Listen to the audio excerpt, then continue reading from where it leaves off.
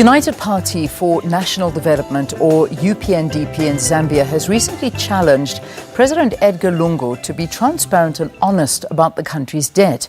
According to reports, the UPND said that they had serious doubts about the true extent of Zambia's debt because the ruling party, the Patriotic Front, has not disclosed some of the projects done by using borrowed money.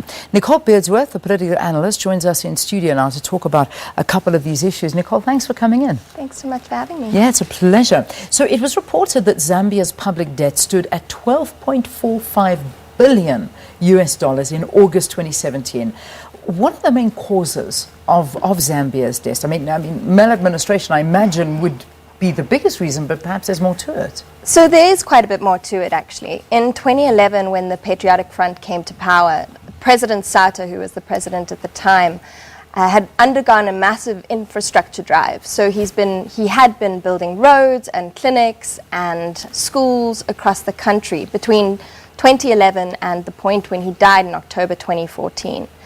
Thereafter, his successor, President Edgar Lungu, continued this infrastructure drive, but there has been significant amounts of more leakage since 2014. Yeah. And we've seen massively inflated prices for project finance.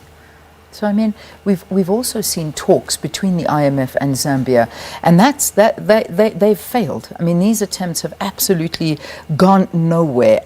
This happened last August. This is obviously going to have a major effect on the country's growth this year. Absolutely. So the IMF and Zambia had been in discussions since 2014, and it was particularly urgent in 2016 when the copper price kind of bottomed out. But since then, the copper price has improved. But these collapse, as you said, these talks collapsed, Yeah. as you said, late last year. Yeah. And the reason for this is the unsustainability of Zambia's debt and the government's failure to acknowledge that debt and failure to clamp down on accruing more debt.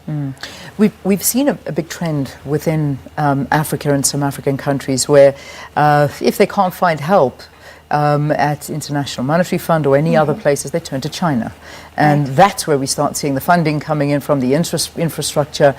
Is this high on the agenda that perhaps Zambia could turn to China for assistance? Well, actually, Zambia has been contracting a lot of loans and project finance from China for this infrastructure drive right from the very beginning, Yeah. from 2012. But the way that works, and part of the reason that we don't know how much debt that Zambia has, is that this project finance from China goes directly from the Chinese government to Chinese corporations building roads and clinics in Zambia. So it never actually touches Treasury. It never goes through government coffers. So it's very hard to work out exactly the levels of the debt because China's project finance goes directly to Chinese companies. But there has been talk now that due to the failure of the IMF talks, that China might step in with sort of budget support. China doesn't normally do this, but Zambia is in a very precarious position and can't pay back its debt. So it is possible that China might give Zambia some budget support. Yeah, one would imagine. But I mean, China's not the only country. If you look at the cholera outbreak, that was also a major problem in Zambia. And if I'm not mistaken, I mean, there was funding coming from the likes of Turkey to help as well as China in this outbreak. Because, I mean, that must be also having a devastating effect on the country and the economy. Yeah, absolutely. The cholera outbreak is still ongoing, actually. And so this week, schools are closed across much of Zambia because of cholera. The government's taken a really hardline approach, actually, to dealing with the cholera outbreak, including imposing curfews.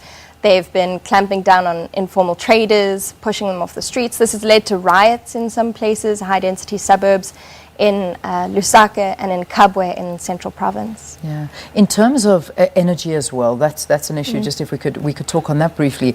The president there has called for help from the International Atomic Energy Agency to diversify the energy sector. Is this a good call? I mean, if we look at the economic position that they find themselves in, talking about that right now, is that the right way to go? Well, absolutely. It's a really precarious position. Zambia was having major power outages over 2014 and 2015, and the main reason for that was the drought, the El Nino-induced drought. Yeah. But since then, higher rainfall has led to an improvement in the power situation in Zambia, because most of Zambia's power comes from hydro. Yes.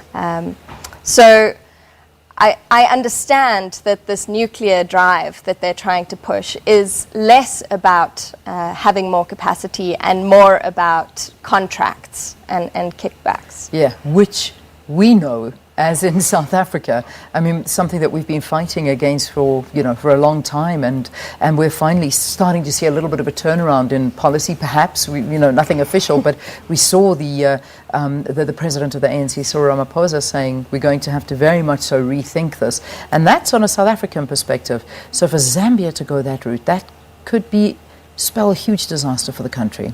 Absolutely. And Zambia doesn't currently have the need that South Africa has. They have a much smaller population and much smaller industry. So it would just be about indebting that country in a way that's unsustainable. Yeah. Well, thank you so much for talking to us here on the program, and we look forward to chatting a little bit more with political analyst Nicole Beardsworth, really focusing in on the situation in Zambia. I'm sure you've noticed that every single day we're taking a look at different African countries and issues that are affecting our continent, because at the end of the day, if our continent is affected, and it's particularly our neighboring countries, you know how that affects us. So it's great that we're focusing in on that.